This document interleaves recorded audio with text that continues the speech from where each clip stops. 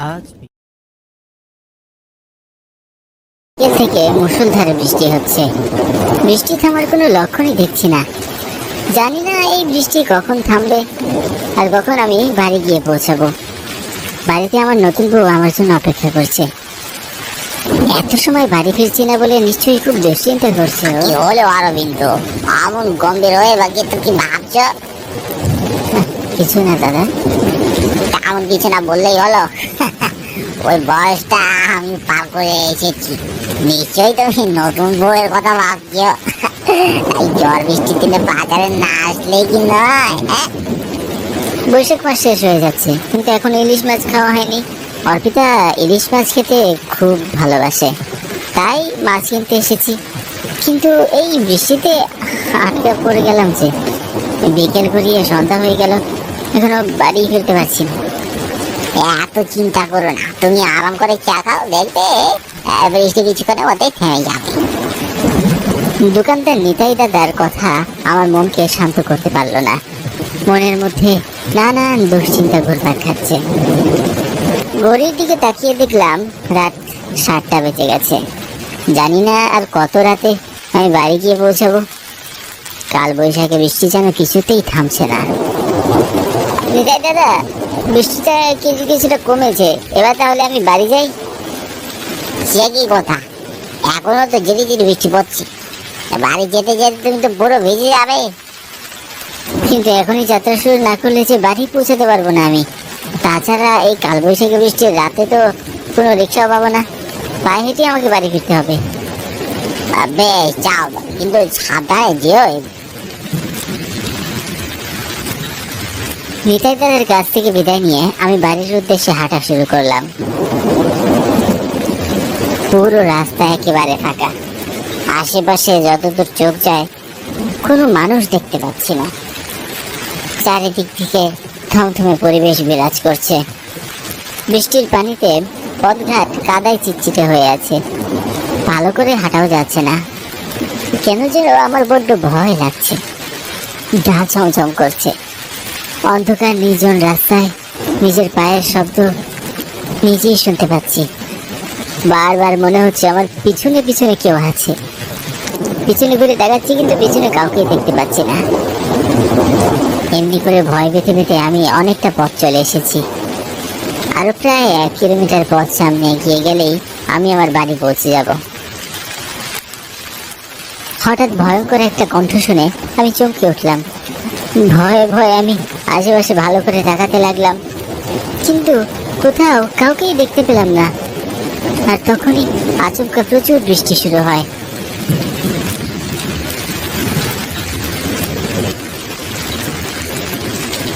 বৃষ্টিতে আমি পুরো ভিজে যাচ্ছিলাম। বৃষ্টির হাত থেকে বাঁচার জন্য আমি দৌড়ে গিয়ে আমাদের গ্রামের পুরনো বট গাছের নিচে আশ্রয় নিলাম। বড় বড় ফোঁটায় মুষলধারে বৃষ্টি হচ্ছে। জানি না এই বৃষ্টি কখন থামবে আর কখন আমি বাড়ি ফিরে যাব। ছাতার ছাতে থাকলে হয়তোবা এমন বিড়ম্বনায় পড়তে হতো না।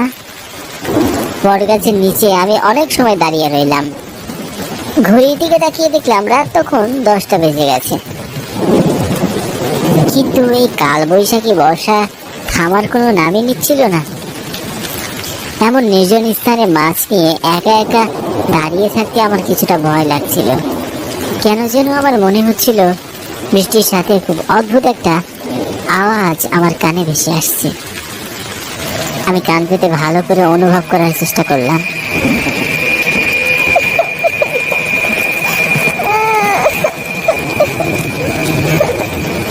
এই তো কোনো মেয়ের কান্নার আওয়াজ মনে হচ্ছে, কিন্তু এখানে তো আমি ছাড়া আর কেউ নেই।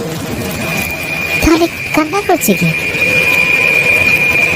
আমি আশেপাশে ভালো করে তাকাতে লাগলাম, আর তখনই বট গাছের কাছাকাছি একটা ছোট্ট কুড়ি ঘর দেখতে পেলাম। ঘরের ভিতরে নিভু নিভু আলো চলছে এবং কান্নার আওয়াজ সেই কুড়ি ঘর থেকে আসছে। ভীষণ অবাক হলাম। কি আশ্চর্য, ছোটবেলা থেকে এই পথ দিয়ে আসছি, প্রায় প্রতিদিন আমি বাজারে যাওয়া আসা করি, অথচ আগে কখনো এমন ঘর দেখিনি। আজ হঠাৎ এখানে ঘর কোথা থেকে এলো? এটা কেমন করে সম্ভব? কে থাকে এই ঘরে? আর কান্নাই বা করছে কি? কিছুতেই যেন আমার নিজের চোখে আমি বিশ্বাস করতে পারছি না। মনে হচ্ছে আমি জেগে জেগে স্বপ্ন দেখছি। আমি আরো বেশি অবাক হলাম তখন, যখন দেখলাম বাইরে এত বৃষ্টি হচ্ছে, অথচ কুড়ে ঘরটি একেবারে শুকনো। কাল বৈশাখী বৃষ্টির বড় বড় ফোঁটা কিছুতেই কুড়ে ঘরটিকে ভেজাতে পারছে না। সময়ের সাথে সাথে কান্নার শব্দ আরো বাড়তে লাগলো। মেয়েটির কান্নার হাহাকার বাতাসে মিশে বট গাছের আশেপাশে এলাকা কেঁপে উঠেছে। আমার ভীষণ মায়া হচ্ছে। নিশ্চয়ই মেয়েটি কোনো বিপদে পড়েছে, আমার তাকে সাহায্য করা উচিত। আমি কুড়ে ঘরটির কাছে এগিয়ে আসলাম, কিন্তু কি আশ্চর্য, বৃষ্টিতে আমি পুরো ভিজে গিয়েছি, অথচ কুড়ে ঘরটি একেবারে শুকনো। আমি ঘরের সামনে গিয়ে দাঁড়াতেই কান্নার আওয়াজ বন্ধ হয়ে যায়, আর ভিতর থেকে কর্কশ কণ্ঠে বলে, কে তুমি? এখানে কেন এসেছো? আমি ভয়ে চমকে উঠলাম। আমাকে না দেখে আমার উপস্থিতি কেমন করে অনুভব করলো তা আমি জানি না। আমি কিছুটা ঘাবড়ে যাই। মেয়েটি তখন আবারও কর্কশ কণ্ঠে বলল, কি হলো? কথা বলছো না কেন? দরজা খুলুন, ভেতরে কান্না করছে কে? সমস্যা কি আমাকে বলুন, আমি সাহায্য করব। তোমার সাহায্যের কোনো প্রয়োজন নেই, চলে যাও এখান থেকে, আমাকে বিরক্ত করো না। এমন কর্কশ কণ্ঠের হুঙ্কার শুনে আমি আর দাঁড়িয়ে থাকার সাহস পেলাম না।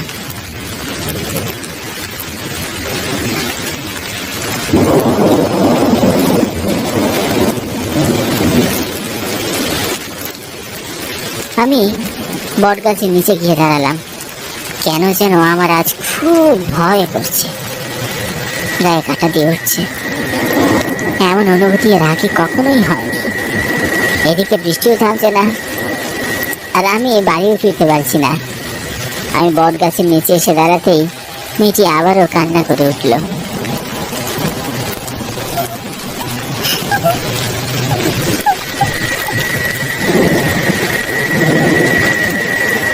এবারের কান্নার স্বর আগের চেয়ে আরো বেশি ভয়ানক আর করুণ। মেয়েটির কান্নার হাহাকার আমার হৃদয়ে গিয়ে লাগছে। আমি আর বট গাছের নিচে দাঁড়িয়ে থাকতে পারলাম না। আমি কুড়ে ঘরের ভিতরে এগিয়ে যাই।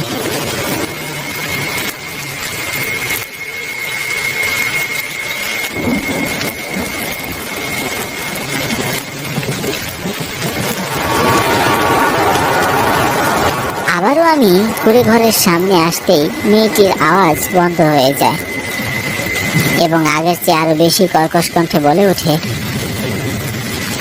আবার কেন এসেছো? চলে যাও এখান থেকে।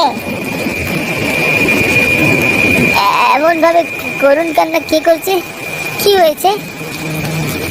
কেন বারবার আমায় বিরক্ত করছো? তোমাকে তো আমি চলে যেতে বলেছি। দয়া করে আমাকে দরজাটা একটু খুলে দিন, বাইরে অনেক বৃষ্টি হচ্ছে, বৃষ্টিতে আমি পুরো ভিজে গিয়েছি। আপনি যদি আমাকে একটু বাড়ির ভিতরে আসতে দিতেন তাহলে আমার খুব উপকার হতো। বৃষ্টি থামলে আমি নিজের বাড়ি চলে যাব। আমি এই কথা বলতেই সাদা শাড়ি পরা অপরূপ একটি সুন্দরী মেয়ে দরজা খুলে বাইরে বেরিয়ে এলো। তার টানা টানা চোখ আর লম্বা রেশমি চুল দেখে আমি মুগ্ধ হয়ে তাকিয়ে রইলাম।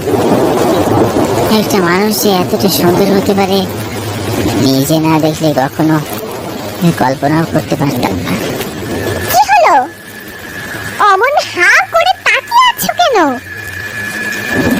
না ইয়ে মানে এতক্ষণ কান্না করছিল কে? আমি। মেয়েটির কথা শুনে আমি ভীষণ অবাক হলাম, কারণ মেয়েটিকে দেখে মনেই হচ্ছে না সে এত সময় ধরে কান্না করেছে। আমি আমতা আমতা করে বললাম, আপনি কান্না করছিলেন তো কেন? ওরা আমার বাবাকে মেরে ফেলেছে। ওরা কারা? আর কারা আপনার বাবাকে মেরে ফেলেছে? এত প্রশ্ন করছো কেন? কেন? তুমি কি ঘরের ভেতরে আসবে, নাকি আমি ভেতরে গিয়ে দরজা বন্ধ করে দেব? চলুন ঘরে চলুন।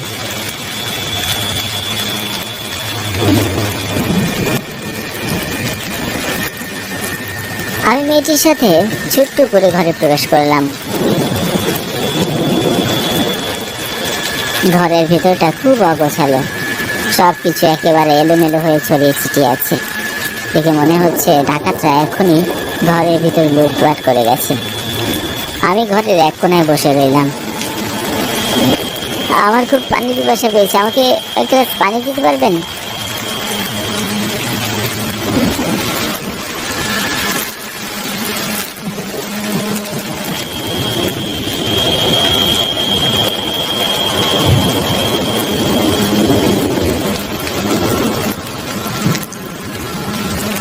মেয়েটি কোনো কথা না বলে আমাকে এক গ্লাস পানি এনে দিল। আমি ঢক ঢক করে এক নিঃশ্বাসে পুরো গ্লাস শেষ করলাম। তারপর মেয়েটির হাতে পানির গ্লাস দিতে দিতে বললাম, যদি কিছু মনে না করেন একটা কথা জানার ছিল।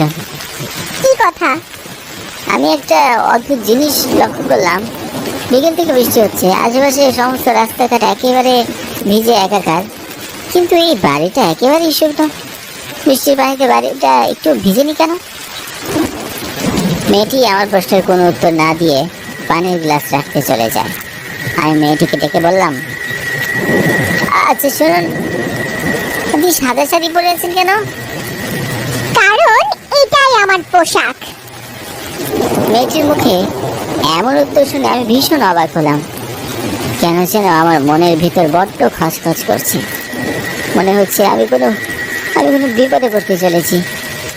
আমি কিছুক্ষণ চুপচাপ বসে রইলাম। তারপর কৌতূহলী হয়ে মেয়েটিকে বললাম, এই রাস্তা দিয়ে আমি প্রতিদিন যাওয়া আসা করি, কিন্তু এর আগে কখনো এই বাড়িটা আমি দেখেছি বলে তো মনে হচ্ছে না। আপনারা এখানে কবে থেকে আছেন? এত প্রশ্ন করিস কেন?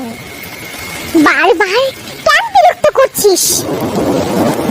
এ কথা বলে মেয়েটি রেগে মেগে আমার দিকে তাকাতে ভয়ে আমি চমকে উঠলাম। আমি দেখলাম মেয়েটির চোখ দিয়ে রক্ত ঝরছে, হিংস্র দাঁতগুলো বাইরে বের হয়ে আসছে, মুখে এবং সমস্ত শরীরে নির্যাতনের দাগ।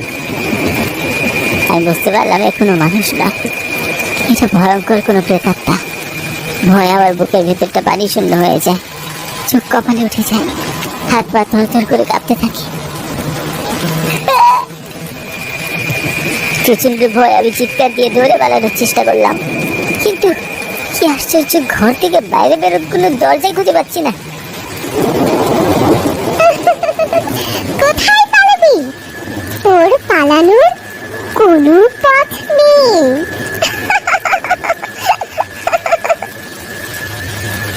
দিশেহারা হয়ে আমি ঘরের ভিতর পাগলের মতো ছুটোছুটি করছি, আর মেয়েটি খুব ভয়ঙ্কর ভাবে হাসছে। আমার বুকের ভিতরে প্রাণ পাখিরা ছটফট করছে, গলা শুকিয়ে কাঠ হয়ে গেছে। ভয় আমার প্রাণ যায় যায় অবস্থা। সাহস করে মেয়েটির সামনে ঘুরে এই কাঁদো কাঁদো হয়ে বললাম, আমাকে বেরো না, আমি তো তোমার কোনো ক্ষতি করিনি। আমি না বুঝে ভুল করে তোমার ঘরে চলে এসেছি, দয়া করে আমাকে বেরো না। ঘ্যানর বন্ধ কর। তোদের যন্ত্রণায় কাল বৈশাখী বর্ষার রাতে একটু মন ভরে কাঁদতেও পারি না আমি। সারাক্ষণ বিরক্ত করতে থাকিস। একবার তো তোরা আমাকে আর আমার বাবাকে মেরেই ফেলেছিস, এখন আবার আমাকে মন ভরে একটু কাঁদতেও দিচ্ছিস না। তোরা মানুষরা, তোদের কোনো ক্ষমা নেই, কোনো ক্ষমা নেই। এ কথা বলে মেয়েটি আমার গলা চেপে ধরার জন্য এগিয়ে আসতে লাগলো। ভয়ে আমার বুকের ভিতরটা কেঁপে উঠলো, আমার মাথা ঘুরতে লাগলো, চোখ দিয়ে সব কিছু অন্ধকার দেখছিলাম। তারপর আমার আর কিছুই মনে নেই।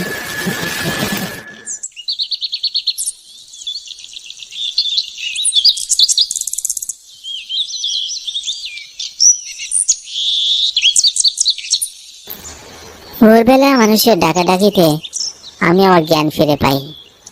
চোখ খুলে দেখলাম গ্রামের অনেক মানুষ গোল হয়ে আমার চারপাশে জড়ো হয়ে আছে। অনিন্দ দাদু ভাই, তুমি এই বটতলায় কেন এসেছিলে? আর অজ্ঞান হয়ে পড়েছিলে কেন? কি হয়েছিল তোমার? আমার সাথে ঘটে যাওয়া গত রাতের ভয়ঙ্কর ঘটনা আমি দাদুকে জানাই। সব শুনে দাদু বললেন,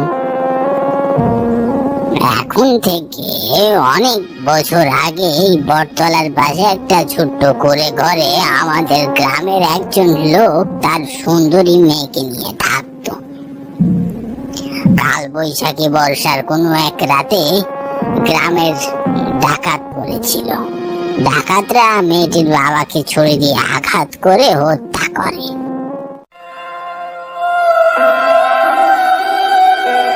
তারপর মেয়েটিকে শারীরিক নির্যাতন করে তাকেও মেরে ফেলে। সেদিনের পর থেকে মাঝে মাঝে বর্ষার রাতে এখানে সেই করে ঘরটি দেখা যায় এবং মেয়েটির কান্নার আওয়াজ শোনা যায়। যদি কেউ মেয়েটিকে বিরক্ত করে তাহলে সে প্রাণ নিয়ে আর বাড়ি ফিরতে পারে না। তোমার ভাগ্য ভালো, ঈশ্বরের কৃপায় তুমি বেঁচে গেছো। দাদুর মুখে এমন কথা শুনে আমার গায়ে কাঁটা দিয়ে উঠলো। মনে মনে ঈশ্বরকে ধন্যবাদ জানিয়ে আমি বাড়ি চলে আসলাম।